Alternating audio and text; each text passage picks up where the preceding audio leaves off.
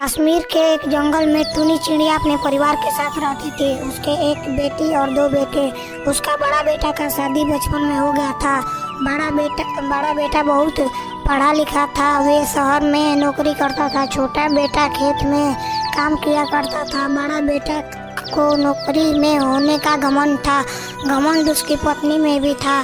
छोटा बेटा खेत में काम करके घर आता रोटी बनाते हुए भाभी से कहता है, भाभी मैं घर आ गया, आज बहुत गर्मी है, थोड़ा सा पानी दे दीजिए। और खाने में क्या बनाया है? और जी मैं आपकी नौकरानी नहीं हूँ, पानी आप खुद से पी लीजिए और खाना भी आपके लिए नहीं बनाई हूँ। आप अपना खाना खुद से ही बना लीजिए, मुझे भी और काम है।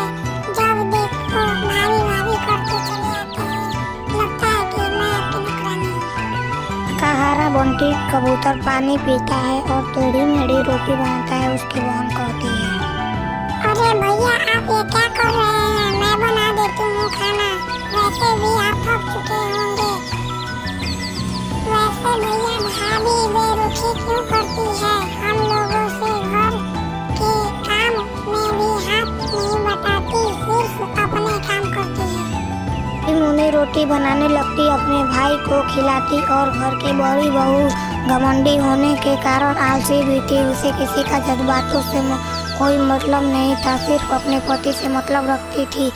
कभी कभी वो सोनी अपने देवर बंटी कबूतर को ये यूं ही सुना दिया करती थी, जहाँ बड़ा बेटा रोकी कबूतर पैसा कमाता था और किसी को भी नहीं देता, पर छोटा बेटा अपने खेत का काम करता, जो भी उगता उसे बेचकर अपने माँ बहन का खर्चा चलाता था। पर एक दिन उसका खेत में पेड़ पौधे सब खत्म हो जाते हैं, यहाँ तक कि पसंदीदा बैगन भी। यह देखकर बंटी कबूतर अपने माँ मुनी चिड़िया के पास आता है और कहता है, मैंने इतना मेहनत की थी, उसके बावजूद मेरे खेत में सारे फसल बर्बाद हो गए। अब हमारे पास पैसा भी नहीं है, अब क्या होगा? चिंता मत कर बेटा, तेरा बड़ा भाई पैसे वाला है, उससे पैसा मांग ले और खेत में दोबारा खेती कर ले, क्या पता कुछ अच्छा हो जाएगा।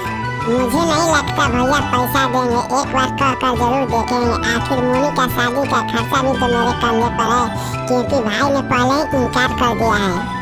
ये बोलकर बंटी कबूतर बड़े भाई रॉकी कबूतर के पास चला जाता है और पैसा मांगता है। तभी वह तेवर दिखाकर बोलता है, क्या बोला तूने? मैं तुझे उन पेड़ पौधों के लिए पैसा दूं? बिल्कुल नहीं दूंगा। और मेरी तरह तू भी पढ़ लिखा होता तो आज गवाह नहीं होता। मैं किसी को एक फुटी कौड़ी नहीं दूंगा, मैं यहाँ रहूँगा भी नहीं तेरे जैसे गवार लोगों के साथ। मैं और मेरी पत्नी शहर जा रहे हैं और शहर के तौर तरीके से जिएंगे। या आप जा रहे हैं? आप जानते हैं ना माँ की तबीयत खराब है। फिर भी मुझे कुछ नहीं पता, मैं तो चला, तुम ही करो। अगले 2 दिनों में ही रॉकी कबूतर सामान बांधकर शहर की ओर रवाना हो जाता है। तभी दूसरी ओर घर के खर्चा और माँ के लिए दवाई और बहन के शादी को लेकर मन में बहुत सारे सवाल चल रहा था। तभी कमाई का जरिया ठप हो गया था। वे दूसरी जगह काम भी करता है तो उसे लोगों से कुछ उल्टा सीधा सुनना पड़ता, पर अपनी माँ बहन के पेट पालने के लिए वे लोगों की बातों सुनता था और एक दिन काम से निकाल दिया जाता है। तो वैसे में परेशान होकर अपने उजड़े हुए खेत में जाता है। वहाँ उसे सारे पेड़ पौधे तहस नहस हो गए थे। हे भगवान, आपने हमारे साथ ऐसा क्यों किया? इतने परिश्रम के बाद भी मुझे सफलता नहीं मिली, ना मेरी नौकरी भी नहीं है। अपने परिवार का पालन पोषण कैसे करूँगा? उसके रोते हुए आंसू जमीन पर गिर जाता है। तभी वे एक बड़े से पेड़ के रूप ले लेता है। वे एक बैगन का पेड़ होता है। तभी सामने देखा तो खेत में बड़ा बैगन का पेड़, जिसे देखकर कहता है, मेरे खेत में तो सब कुछ उजड़ गया था, इतने बड़ा बैगन का पेड़ कैसे आया? और उस पर तो बहुत सारे बैगन हैं। बंटी कबूतर चमचमाता बैगन देखकर 2 बैगन तोड़ता है, जिसे तोड़ते ही वहाँ 2 बैगन नए आ जाते हैं। बंटी कबूतर अचंभित हो जाता है और ये बोलता है, अरे बाप रे बाप, ये बैगन तोड़ने के बाद दोबारा बैगन आ गया, कहीं ये जादुई बैगन का पेड़ तो नहीं। तभी जादुई पेड़ खुशी से बोलता है, तुमने बिल्कुल ठीक पहचाना, मैं जादू बैगन का पेड़ हूँ। तुम्हें इतना हताश परेशान थे कि तुम्हारे आंसू से मैं पिघल गया और मेरी जड़ जमीन से निकलकर एक जादुई बैगन के पेड़ में तब्दील हो गया और तुम जितना मर्जी उतना बैगन तोड़ सकते हो। ये कभी खत्म नहीं होगा, कभी खराब भी नहीं होगा। इसे बेचकर अपने घर का सारे परेशानियाँ ठीक कर सकते हो। अरे सच में मुझे यकीन नहीं हो रहा है, मेरी मदद करने के लिए बहुत बहुत शुक्रिया।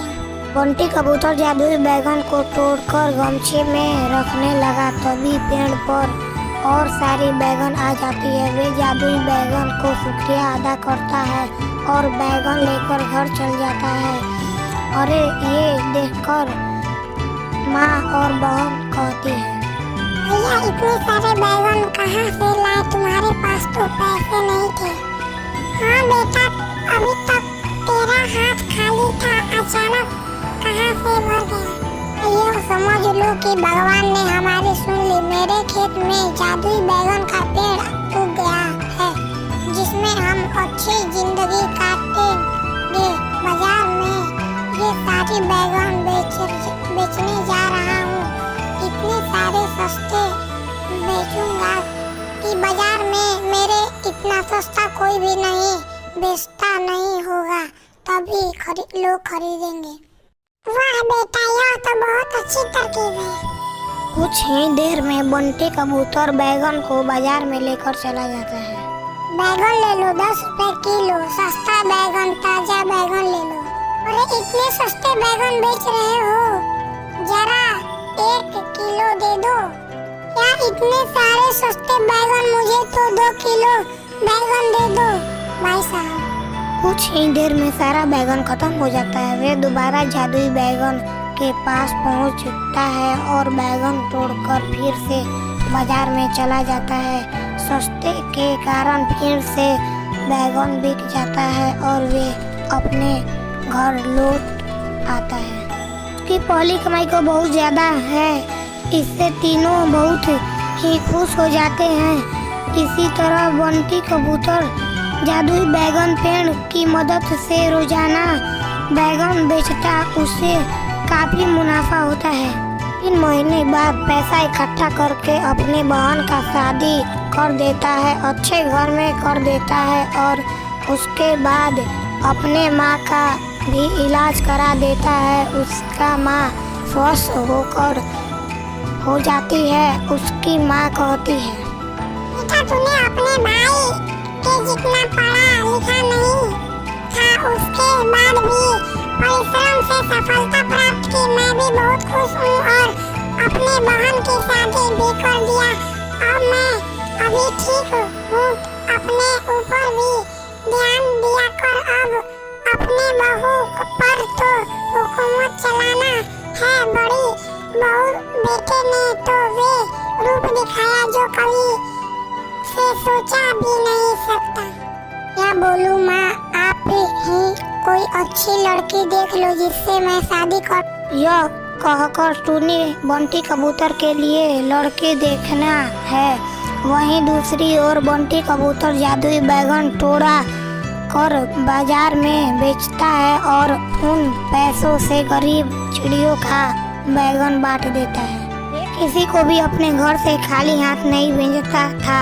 शुभ मुहूर्त देखकर टूनी अपने बेटे बंटी कबूतर का शादी रानी नाम की कबूतरी से कर दिया।